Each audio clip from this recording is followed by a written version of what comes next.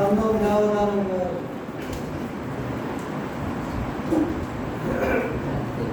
తన యొక్క గంధాన్ని విరదల్లాడు.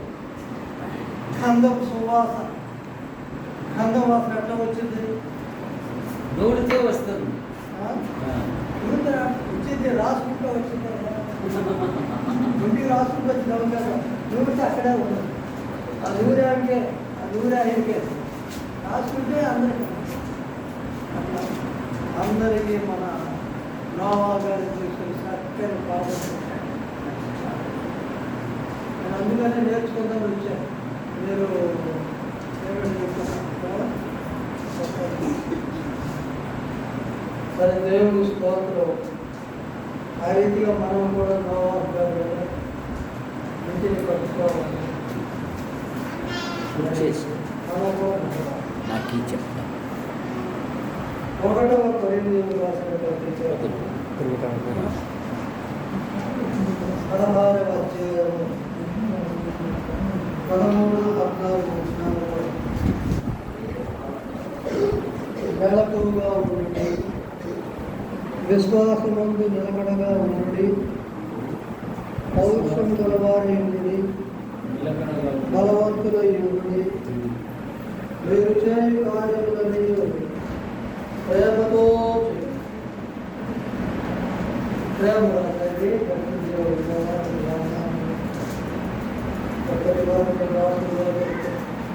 అనేక సత్యములను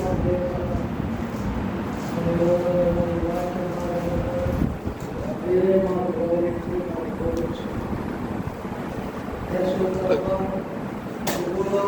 మీకు ఉన్నప్పుడు ఈ దివ్యమైన మాటలు చూస్తూ జనులు ఆకలి మరచిపోయి 3 దినములు విన్నా అలాంటి పరలోకపు సందేశమును మీరు మాకు వినిపించి మా ఆత్మలకు తృప్తి కలుగు చేయమని బలహీనమైన మమ్ములను మీ చేతి అప్పగించుకొని మీరే మమ్ములను బలపరచుమని యేసు ప్రభు నామములో అడుగుతున్నాము తండ్రి. పిల్లరా, ఇక్కడ కొన్ని మాటలు వ్రాయబడి ఉన్నాయి. మెలకుగా ఉండుడి, విశ్వాసమందు నిలకడగా ఉండుడి, పౌరుషం గలవారై ఉండుడి, బలవంతులై ఉండుడి. మీరు చేయ కార్యములన్నీ కూడా ప్రేమతో చేయండి. ఇవన్నీ కూడా మనకు ఆధ్యాత్మికంగా పాఠాలు జరుగుతూ ఉంటాయి. ఈ మాట ఇవన్నీ కూడా మనిషికి ఉన్న 5 వేళ్లతో సమానం. మనిషికి 5 వేళ్ళు ఎలా అవసరమో ఈ యొక్క మాటలు కూడా మనకు అంత అవసరం. మొట్టమొదటి ఏంటంటే మెడకు కనుక ఈ వేలు అనుకుంటున్నాం. ఈ ఏం లేకపోతే ఏమైనా కూడా ఈ చెయ్యి పనికిరాదు, చెయ్యికి పట్టు, ఈ చెయ్యికి బలం ఉండదు. ఏం లేదు కనుక మొట్టమొదటిగా పరిశుద్ధాత్మ దేవుడు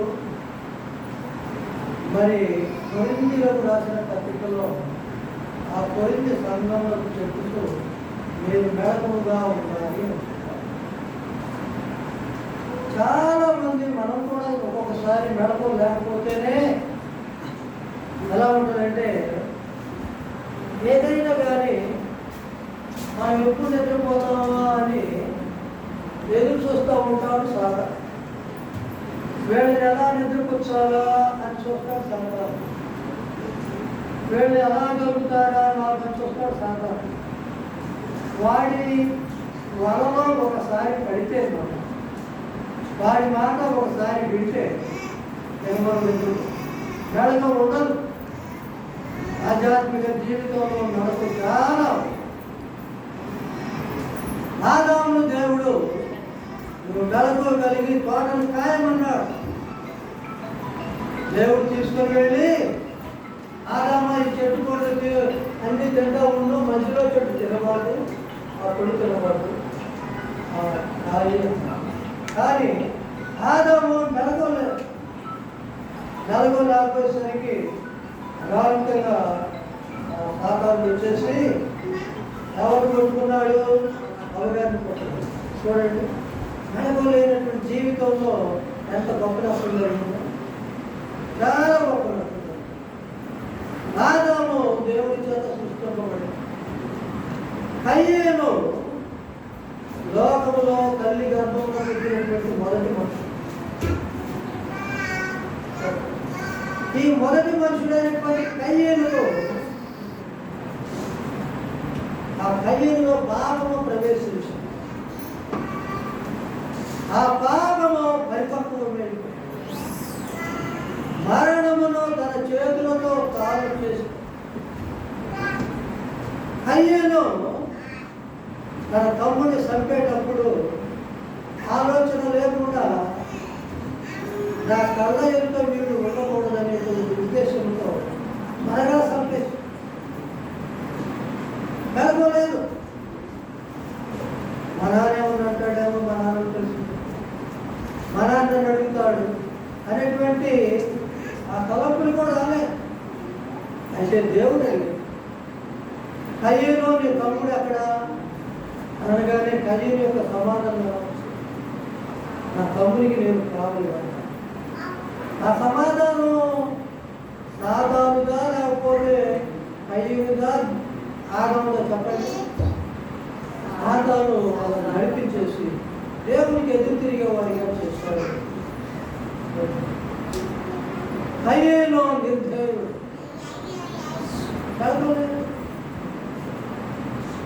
కనుక మెళకు అనేది చాలా ఆధ్యాత్మిక జీవితంలో చాలా అవసరం.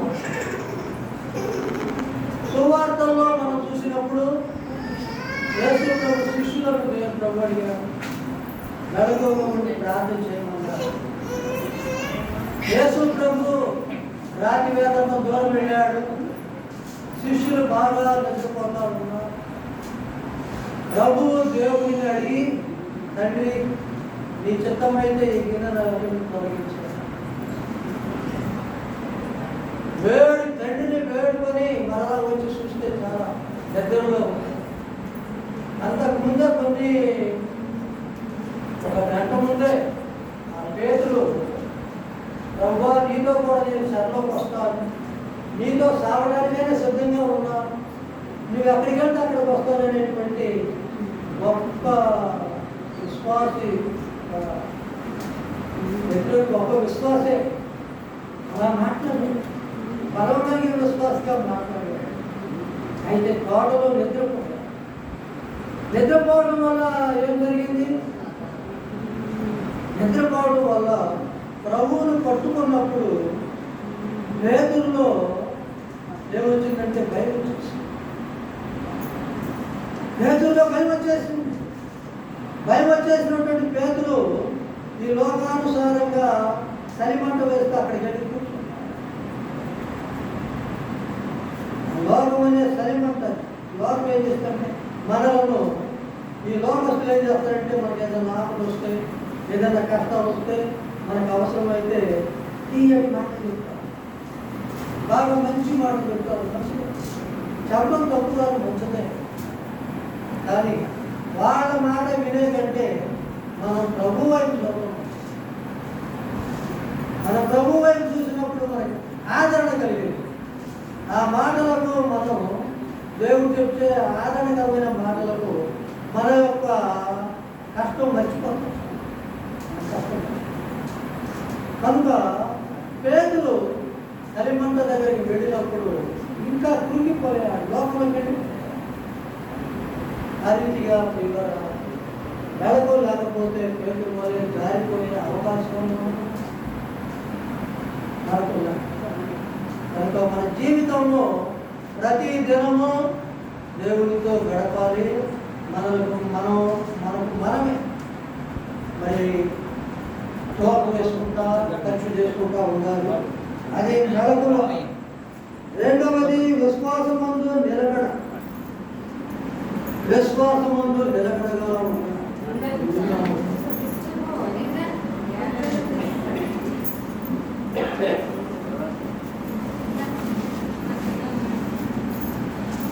విశ్వాసమందు నిలకడగా ఉండాలి. మంది నిలకడగా ఉండాలంటే మనం ఏం చేయాలంటే యోహాను సువార్త 15వ అధ్యాయంలో 7వ వచనంలో చెప్పినట్లుగా నా యందు మీరును మీ యందు నా మాటలను నిలిచి ఉండిన యెడల మీకేది ఇష్టమో అది అడగండి, నేను మీకు దాన్ని దయచేస్తానని ప్రభు యొక్క వాగ్దానం అది. ఆ ప్రభు వాగ్దానమును మనం అందుకోవాలంటే ఏం చేయాలంటే 119వ కీర్తనలో వ్రాయబడినట్లుగా దేవుని ఎదుట పాపము చేయకూడనట్లు నా హృదయంలో వాక్యం ఉంచుకున్నానన్న మాట మనలో ఉండాలి. ఎందుకనగా ఈ లోకము చెడిపోయిన లోకం, ఈ లోకము పాపము లోకము. ఈ పాపము లోకంలో అన్యాయస్తులు, అక్రమకారులు అందరూ కూడా మన చుట్టూ ఉంటారు. వాళ్ళ మధ్యలో మనం ఎలా ఉండాలంటే ప్రియమైన వాళ్ళు విశ్వాసంలో నిలకడగా ఉండాలి. పంట సంతులతో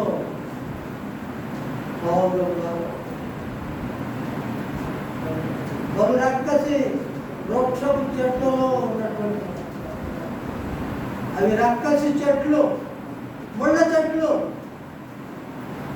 ఒక విశ్వాసి లోకంలో ముళ్ళ చెట్ల మధ్యలో ఉన్నాడు. ఒక విశ్వాసి ఈ లోకంలో పేరు మండలం. ఒక విశ్వాసి ఈ లోకమును చూచి వారి కొరక ఏడుస్తూ ప్రార్థించాడు. ఒక విశ్వాసి లోకములకు దొరకకుండా నేను ఎలా ఉన్నాను తన్ను తాను పరీక్ష చేసుకుంటూ ముందుకు సాగుతూ విశ్వాసములకు కర్తయు దానిని కొనసాగించుకుంటాను. యేసు వైపు చూడకపోతే మొట్టమొదటి రాజైనటువంటి సౌలు వలె విశ్వాసంలో నిలకడలేకుండా పోతాం. సౌలు విశ్వాసే. సౌలు తన యొక్క జీవితంలో చాలా గొప్ప కార్యాలు చేశాడు. విశ్వాసంలో నిలకడగా ఉన్నాడు. చూడండి ఒక మాట, ఆ యొక్క సమూయేలు గ్రంథము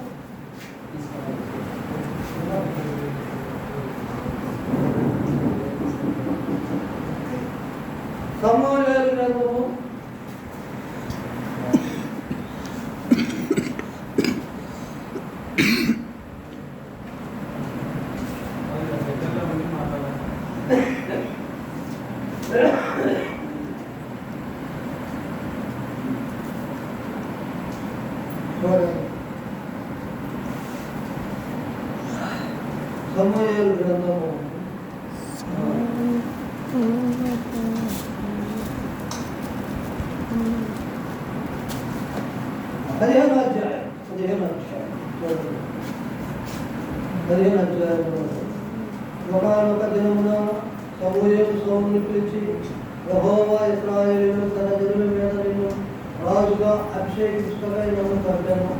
యెహోవా మాట వినుము. సైన్యములకధిపతికి యెహోవా సెలవిచ్చినదేమనగా అమాలేకీయులు ఇశ్రాయేలీయులు చేసినది నాకు జ్ఞాపకం. వారు ఐగుప్తుల నుండి రాగా అమాలేకీయులు వారి విరోధులు మార్గమందు వారి మీదకి వచ్చి కదా. కాబట్టి నీవు పోయి కనికరింపక అమాలేకీయులు హతము చేయము. పురుషులనేమి, స్త్రీలనేమి, మౌనులనేమి, పసిపిల్లలనేమి, ఎద్దులనేమి, గొర్రెలనేమి, ఒంటెలనేమి, గర్భాములనేమి అన్నిటినీ హతము చేసి వారికి కలిగినంత పూర్తిగా పాడు చేసిన అమాలేకీయులు నిర్మాణం చేయడం దేవుని యొక్క మొట్టమొదటి రాజు అయినటువంటి సౌలు మరి రాజుగా అభిషేకము మరి పొందట ఒక ఆజ్ఞ ఇచ్చాడు. పొందిన తరువాత ఆజ్ఞ సౌలు నీవు వెళ్ళి అమాలేకీయులను హతము చేయాలి. అమాలేకీయులను కనికరింపకూడదు. వాళ్ళు ఏం చేయకూడదు? కనికరింపబడు. ఎవరెవరు చేయాలి? ముసలోళ్ళని, మనుషులవాళ్ళని, పెద్దలు. అంతేకాకుండా వాళ్ళకున్న వాటి వాహనములన్నిటినీ కూడా నశించాలి. అంతేకాదు వాళ్ళ ఇల్లు కూడా తీసివేయాలి. అనేటువంటి గొప్ప ఆజ్ఞలు అయితే సౌలు ఏం చేశాడంటే వెళ్ళాడు, అందరినీ పోగు చేశాడు, అంతా బాగానే ఉంది. కానీ సౌలు చేసింది ఏంటంటే ఆ యొక్క అమాలేకీ రాజును బ్రతికించాడు, మిగిలిన వారిని చంపేసి రాజు పెట్టి పెట్టాడు. అసలు చంపవలసింది ఎవరిని? రాజుకు చంపాలి కదా, రాజుకు చంపాలి. అయితే సమయం ఏం చేశాడు? రాజును ఉంచి మిగతా వాడు ముసలివాళ్ళే. అంతేకాకుండా సమూయేలు ప్రజల మాటలు విన్నాడు. ప్రజల మాటలు విన్న తర్వాత కొన్ని రోజులకు సమయం ఆ సమయం లాగానే ఈ యొక్క సౌలు ఎదురు వెళ్ళి జయసూచకాన్ని పలికాడు, స్వాగతం పలికాడు. నీకు స్వాగతం, నేను అన్ని చేసేసుకున్నాను, నేనంతా బాగానే చేశాను. అయితే 15వ వచనంలో సమయం పేరు అంటున్నాడు, అలాగైతే మాకు వినబడుతున్న గొర్రెల అరుపులను, రెడ్ల రంకెలను ఎక్కడిది? చూడండి, అప్పుడు సౌలు అమాను దేవుని వీటిని తీసుకుని ఈ దేవుడైన యెహోవా పనులను నడిపించుకోకు, జనులు గొర్రెలలోను ఎడ్లలోను మంచి వాటిని ఉండనిచ్చి మిగిలిన వాటన్నిటినీ మేము నిర్మూలన చేసాం. మనం కూడా మనం ఎంత గొప్ప విశ్వాసులమైన ఈ యొక్క అమాలేకీయులు అంటే శరీరానికి సాదృశ్యం. అమాలేకీయులు శరీరానికి సాదృశ్యం.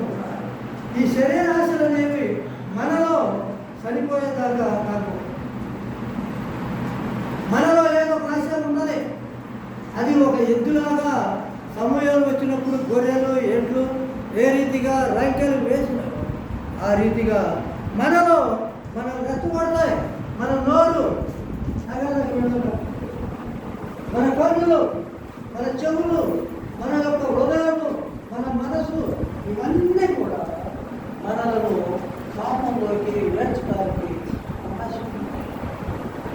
మనం కూడా సమయం అనుకుంటాం. కనుక మనం జాగ్రత్తగా విశ్వాసం చేయండి. చివరిలో విశ్వాసము నిలకడగా ఉండడం. ఈ యొక్క భాగాన్ని బట్టి విశ్వాసము నిలకడలేని సౌలు తన యొక్క రాజు పదవిని తాగే కారణం దేవుడు చూసినప్పుడు సౌలు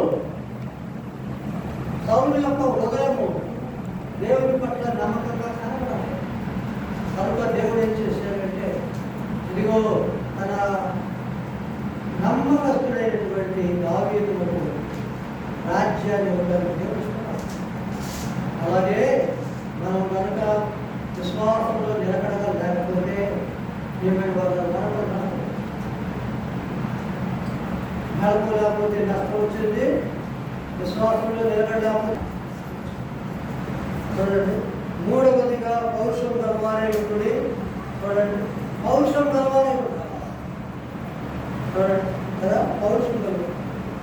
పౌరుషం అంటే మనకందరికీ తెలుసు. పౌరుషం త్వరగా వచ్చే పౌరుషమే. నోరు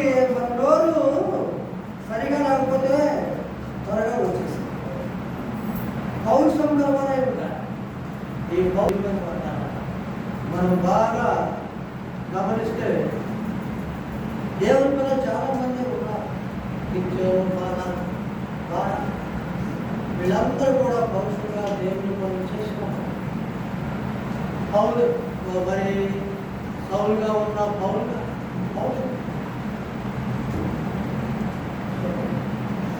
గలవాడు. సంసోన్ ఎంత పౌరుషం గలవాడు. సంసోన్ చాలా పౌరుషం. సంసోన్ కంటే చిన్న బాలుడైనటువంటి దావీదు గొప్ప పౌరుషుడు. చూడండి, సమూయేలు గ్రంథంలో ఒక మాట వాక్యంలో సమూయేలు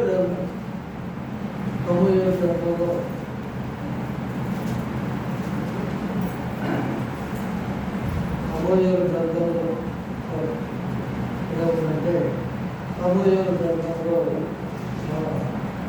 16వ అధ్యాయము 17వ అధ్యాయంలో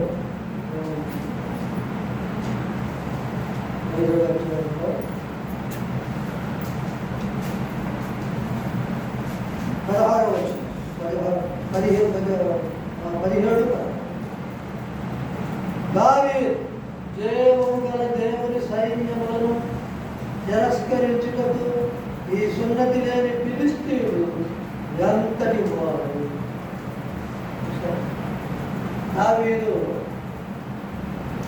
దావీదు అప్పుడు ఒక 16-17 సంవత్సరాలు మాత్రమే ఉంటాయి. 15 సంవత్సరాలు కొంతమంది చెప్తున్నారు కానీ మనం చెప్పలేము. అంత కానీ చిన్న బాలుడు ఫిలిష్తీయుడు అనేటువంటి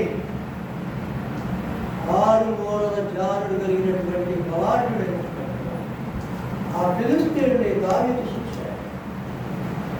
రోజు తన అన్నం చూస్తున్నారు. ఇదిగో సౌలు రాజు చూస్తున్నాడు. సౌలు రాజు తన అన్నలు సైన్యం అంతా కూడా ఎదురుగా ఉన్నటువంటి ఆ ఫిలిష్తీయుడిని చూశారు. దూరంలో ఉండగానే పారిపోతా వెనకొస్తున్నాడు. వాడితో దూరకుండా చేయలేకపోతున్నాడు. అతను ఏమంటున్నాడు, మనందరం కొట్టుకోవద్దు, చంపుకోవద్దు, మీరే ఒకటి రండి, నన్ను గెలవండి. నన్ను గెలిస్తే మేము మీకు దాసులు, మీరు గెలిస్తే మీరు మాకు దాసులు, మీరు మాకు దాసుకుని చేస్తారు కదని సులభంగా మాట్లాడుతున్నారు. ఆ సమయంలో దావీదు ఇదిగో ఆ శూరుని చూశాడు. నిజంగా ఐగుప్తులో ఉన్న ఫిలిష్తీయులో ఉన్న వాళ్ళందరిలో ఆ గొల్యాతు తప్పితే ఇంకా శూరుడు ఎవరు లేరు. గొల్యాతు 4 అన్నదమ్ములు ఉన్నారు. ఇంకా గొల్యాతు కాకుండా వాళ్ళు కూడా శూరులే. ఆ కుటుంబం తప్పితే ఫిలిష్తీయులో అంత శూరులు బలమైన వారు. కనుకనే దావీదు ఏం చేశాడంటే ఆ శూరుడైనటువంటి ఆ ఫిలిష్తీయుని చూడగానే ఆ దేవుని యొక్క ఆత్మ ఏం కోరుతున్నాడంటే, ఇదిగో జీవము గల దేవుని సైన్యములను తిరస్కరించు. నా దేవుడి జీవం గలవాడు, ఆయన సైన్యములు బయలుదేరి ఉన్నాయి. వాడిని తిరస్కరించడానికి వాడు ఎంతటి వాడు అసలు? వాడు అన్నవాళ్ళకి ప్రజలందరికీ గొప్పగా కనబడుతున్నాడు. దీనికి ఎంతలా కనబడుతున్నాడు? చిన్నవాడిగా కనబడుతున్నాడు. దావీదుకేమో ఒక చిన్నవాడిగా కనబడుతున్నాడు. వాళ్ళ అన్నవాడికి పెద్దగా కనబడుతున్నాడు. వాళ్ళ అన్నవాళ్ళేమో వాళ్ళ శరీరాన్ని ప్రేమించేవాడు. వాళ్ళ అన్నవాళ్ళు లోకాన్ని ప్రేమించేవాడు. వాళ్ళ అన్నవాళ్ళు లోకాన్ని చూశారు. దావీదు లోకాన్ని చూడలేదు. లోకము చూడలేదు, పరలోకం వైపు చూసినటువంటి దావీదుకి ఆ గొల్యాతు ఎలా కనపడ్డాడంటే చిన్నగా. చూడండి, మనం కూడా కష్టాలు వచ్చినప్పుడు, బాధలు వచ్చినప్పుడు మన కష్టాలు చాలా పెద్దగా కనపడతాయి, చాలా ఘోరంగా కనపడతాయి. మా పెద్దమ్మాయికి బ్రెస్ట్ క్యాన్సర్ వచ్చినప్పుడు నేను బాగా బాధపడ్డాను. తర్వాత మా ఇంటికి ఒకసారి రోజు వచ్చినప్పుడు నా ముందు కూర్చొని ప్రార్థన చేసుకున్నాము. ఆ అమ్మాయి కాళ్ళని కూడా నలబడిపోయింది, రక్తం లేదు, రక్తం అంతా కూడా ఒళ్ళంతా కూడా నలబడిపోయింది. భయం వేసి ఏం చేసింది. సరే, ఆ అమ్మాయి చూడకుండా నడిపించుకున్నాను. అక్కడ కూడా జరిగించింది. నాకు భయం వేసి తర్వాత ఆ అమ్మాయి అక్కడికి వెళ్ళిన తర్వాత తన భర్తతో చెప్పింది. ఏమని చెప్పిందంటే, మరి నేను బ్రతికుంటే దేవుడికి ఉపయోగపడతాను, చచ్చిపోతే దేవుడికి మీరేం బాధపడదు నా కోసం మీరేం బాధపడదు, మీరు మాత్రం ప్రార్థన చేయండి. ఇంకా ఆ అమ్మాయికి ఇచ్చినటువంటి దేవుడు ఇచ్చిన వాగ్దానం చాటుకుంటుంది, అట్లాగే నడుస్తుంది. ఇప్పుడు ఆ అమ్మాయి కాళ్ళు అవన్నీ కూడా చక్కగా తెల్లగా ఉన్నాయి, చిన్నప్పుడు ఎట్లా ఉన్నాయో అట్లా ఆరోగ్యంలోకి వచ్చేసింది. నేను మొన్న చూసినప్పుడు నేను చాలా సంతోషించాను. ఇదంతా కూడా దేవుని యొక్క కృప. మన సహోదరులందరూ కూడా ప్రార్థన చేస్తున్నారు. దేవుడు అందరి ప్రార్థనలు విని పరలోకం నుండి తన కృపనే వర్షాన్ని ఈ అమ్మాయి మీద కురిపిస్తున్నాడని నేను సంతోషిస్తాను. అందుకని మీ అందరూ ప్రార్థన చేస్తున్నారు, మీ అందరికీ వందనాలు.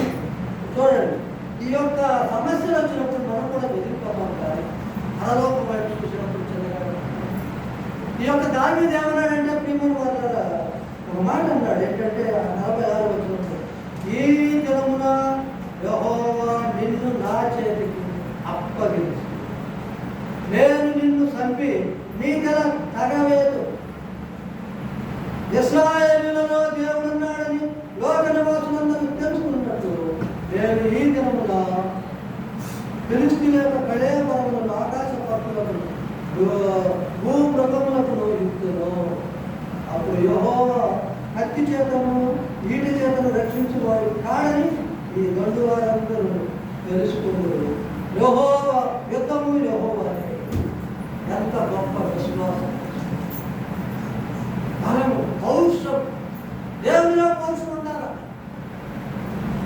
ఏదైనా అపవిత్రమైన పని కార్యం చేయాల్సి వస్తే నేను ఈ కార్యం చేయను అనే పౌరుషం ఉండాలి. నేను ఈ మాట మాట్లాడకూడదనే పౌరుషం ఉండాలి. నాకు ఈ తలంపు రాకూడదనే పౌరుషం ఉండాలి. నా యొక్క హృదయంలో ఎలాంటి తప్పు రాకూడదనే పౌరుషం మనకు ఉండాలి. ఈ పౌరుషం లేని జీవితం ఉంటే మనం పడిపోతాం, సాతానికి దొరుకుతాం, దేవునికి నమ్మకస్తులుగా ఉన్నాం. కనుక మన జీవితంలో ప్రేమను మాట్లాడాలి. ఇదిగో దావీదు వలె చిన్న బాలుడైన దావీదు, మనం కూడా పెద్ద విశ్వాసమే కాదు. మీరందరూ పెద్ద విశ్వాసమే, నేను మాత్రం కాదు. ఎందుకంటే నేను మాత్రం కొట్టోడు. ఎందుకంటే మనమందరం కూడా ఎబ్రి పత్రిక 12వ అధ్యాయం విశ్వాసమునకు కర్తయు దానిని కొనసాగించు వాడునైన యేసు వైపు చూడదు. యేసు వైపు చూస్తూ మన ముందున్న పందెంలో పరిగెత్తుతూ ముందుకు సాగిపోవాలి. కనుక ప్రియులారా, మరి ఇక్కడ చెప్పినట్లుగా ఈ కొలసీ పత్రికలో మరి 3వ అధ్యాయంలో ఏముందంటే, మీరు క్రీస్తుతో కూడా లేపబడిన వారైతే పైన వాటినే వెదకండి. మనం పైన వాటినే వెదకాలి. ఎందుకనగా పైన వాటి మీదనే కానీ భూ సంబంధమైన వాటి మీద మనసు ఎత్తుకొనబడి ఎలా అనగా మీరు మృతి పొందితే, మనం ఈ లోకానికి మృతి పొందాం, పరలోకానికి బ్రతుకున్నాం, ఈ లోకానికి మృతి పొందాం అని గుర్తుపెట్టుకున్నాం. పరలోకానికి ఏమో మనం జీవం కలిగిన వారంగా ఉన్నాం. మనమందరం ఇక్కడ ఉన్నాం, కానీ మన యొక్క సీట్లన్నీ కూడా మనం పరలోకంలో కూడా కూర్చుని ఉంటామండి. లెక్క ప్రకారం ఎఫెసీ పత్రిక 2:8 ప్రకారంగా మన పరలోకంలో ఇదేట్లాగే కూర్చున్నాం. ఎవరెవరైతే యేసు ప్రభువునందు విశ్వాసం నుంచి ఆయన రక్తంలో కడిగి పరిశుద్ధులయ్యారో వాళ్ళందరూ కూడా పరలోకంలో కూర్చున్నారు. సజీవుల లెక్కలో ఉన్నారు. ఇప్పుడు దేహంతో మనం ఉన్నాం కనుక వీళ్ళకి ఎలా కనబడుతుంది. కానీ ఒక విశ్వాసి పరలోకంలోనూ భూలోకంలోనూ ఒకే సమయంలో ఉన్నారు. యేసు ప్రభుత్వం ఈ లోకంలో మానవుడిగా ఉన్నప్పుడు ఆయన మానవుడిగా ఉన్నాడు, అదే సమయంలో దేవుడిగా ఉన్నాడు. ఈ రీతిగా విశ్వాసం కూడా ప్రభు అంత ఆధిక్యత ఇచ్చాడు. కనుక మనం చాలా చిన్నవారమైన భూలోకంలో దేవుడిలో గొప్పవారు. అట్టి కృప దేవుడు మనందరికి ఇచ్చాడు. మనం మెలకుగా ఉన్నాం, మరి విశ్వాసంలో నిలకడగా ఉన్నాం. మూడవదిగా పౌరుషం కలిగి మనం జీవితాన్ని ముందుకు నడిపించుకుంటూ కొనసాగించుకుంటూ దేవుడు తగిన సహాయము మనకు దయచేయడు.